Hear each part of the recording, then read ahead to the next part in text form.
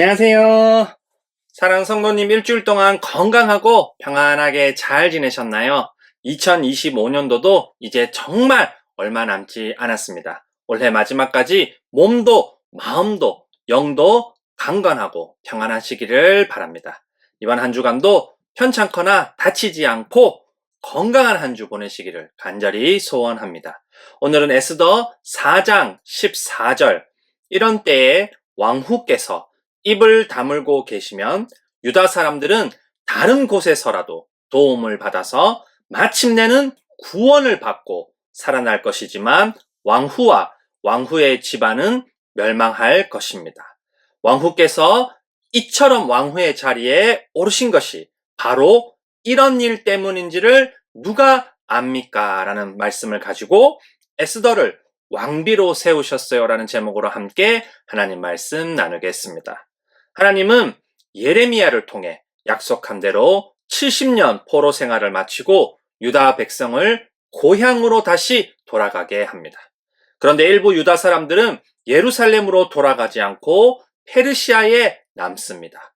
에스더 이야기는 바로 그들의 이야기입니다. 페르시아의 아하수에로 왕은 인도에서 에티오피아까지 127개 지방을 다스리는 아주 강력한 왕입니다. 그는 자기 왕국이 얼마나 부자인지, 얼마나 대단한지를 자랑하려고 높은 관리들을 불러 무려 180일 동안이나 잔치를 벌입니다. 그 잔치가 끝난 뒤에도 왕궁이 있는 수산에 사는 모든 백성을 초대해 7일 동안 더 잔치를 엽니다. 한편 와스디 왕후도 후궁들을 초대해 따로 잔치를 베풉니다. 왕은 술에 취해 기분이 좋아져 사람들 앞에 왕후의 아름다움을 자랑하고 싶지만 왕후는 거절합니다. 사람들 앞에서 구경거리가 되고 싶지 않았던 것 같습니다. 왕은 공식적인 지시가 무시당하자 몹시 화가 나고 신하들은 이 일을 그냥 두면 모든 아내들이 남편을 무시할 거라고 과장해서 말합니다. 결국 와스디는 왕후 자리에서 쫓겨나게 됩니다. 그 후 왕은 새 왕후를 뽑기로 합니다.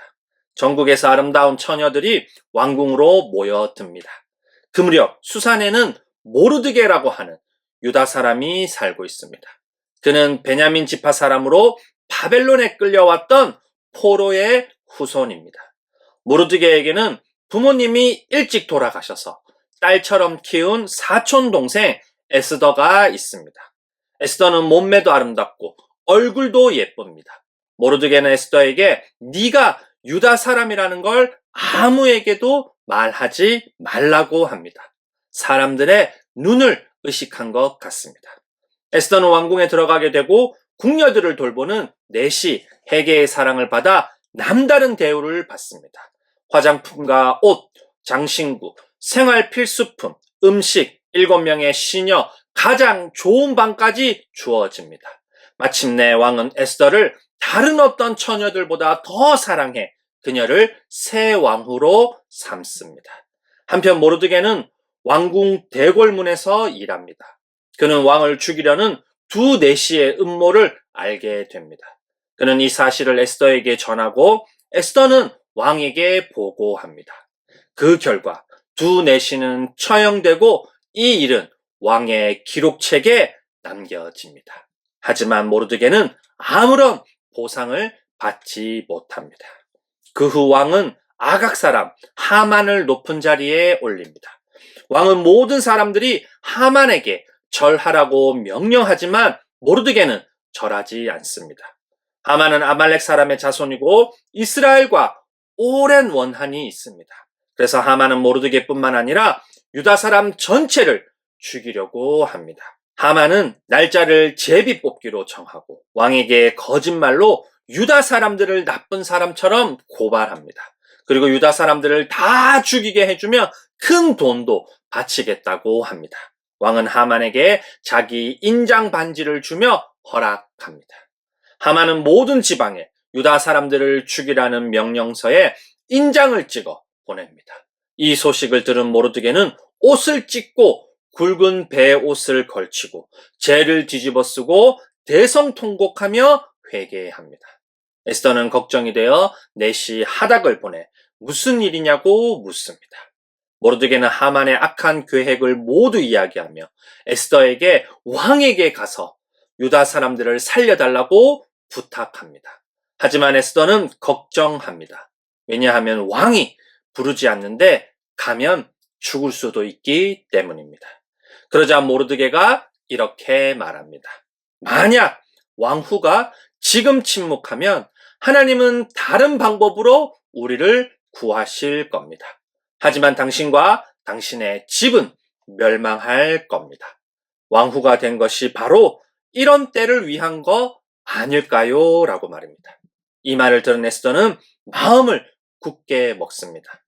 에스더는 모든 사람들에게 자신을 위해 3일 동안 금식하며 기도해 달라고 부탁합니다.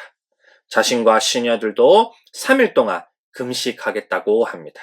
그리고 법을 어기고서라도 왕에게 갈 거라고 죽으면 죽겠다는 각오로 말입니다. 사랑하는 성도님, 모르드게는 예루살렘으로 돌아가라는 하나님 말씀 대신 페르시아에서의 안정과 성공을 택합니다.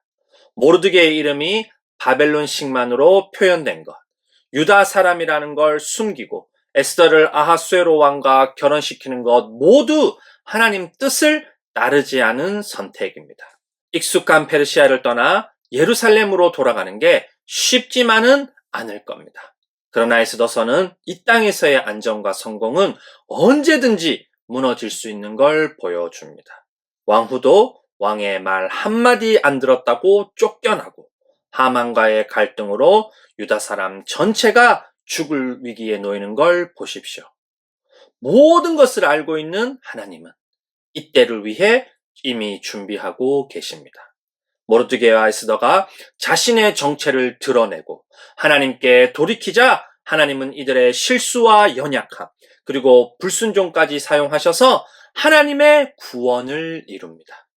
모르드게가 왕의 생명을 구했지만 아무런 보상을 못 받은 것도 에스더가 왕후가 된 것도 하나님의 구원 계획 안에 있던 겁니다.